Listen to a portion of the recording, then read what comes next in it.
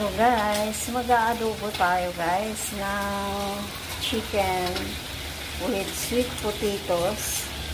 Ayan guys, ay iprito muna natin guys. Ang paraan ng pagluluto ko, piniprito ko muna siya. Part ng ano guys, picho, mga puro laman talaga. Ayan, binaliktad na natin guys at golden brown na siya. So ayan guys, yung golden brown na siya.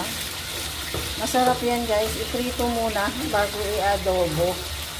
Ayan guys, iba-iba ng paraan ng pagluluto ng adobo. Ayan. So ituloy natin yan guys. Pag naluto na yung chicken, isunod ko naman pagprito tong sweet potatoes guys.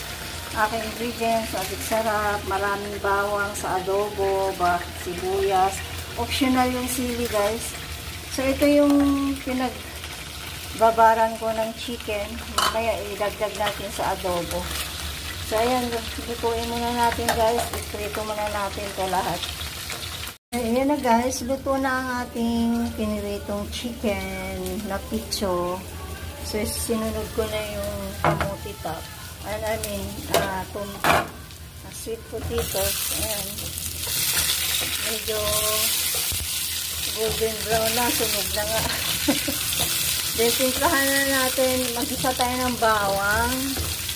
And then, lagyan natin ng konting ketchup. Huwag na yung sugar kasi matamis na yung sweet potatoes. So, abangan. So, yun na guys, ang ating ginisa na mga bawang, sibuyas. Dinamihan ko na, mas gusto ko sa adobo guys, maraming bawang. So, ilagay na natin to guys, yung piniritong chicken at sa kamote. Lagay natin yung marinade kanina.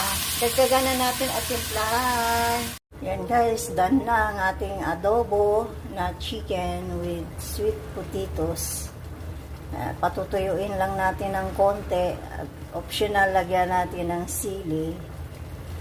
So, yummy na yan guys. Hindi siya masyadong maalat, hindi masyadong maasim. Tamang timpla, tamang tamis. Thank you for watching. I mean, wala akong nilagay na sugar kasi yung sweet potatoes, meron na yung sugar. Thank you. Thank you for watching. Yan na ang ating, done na guys ang ating adobo.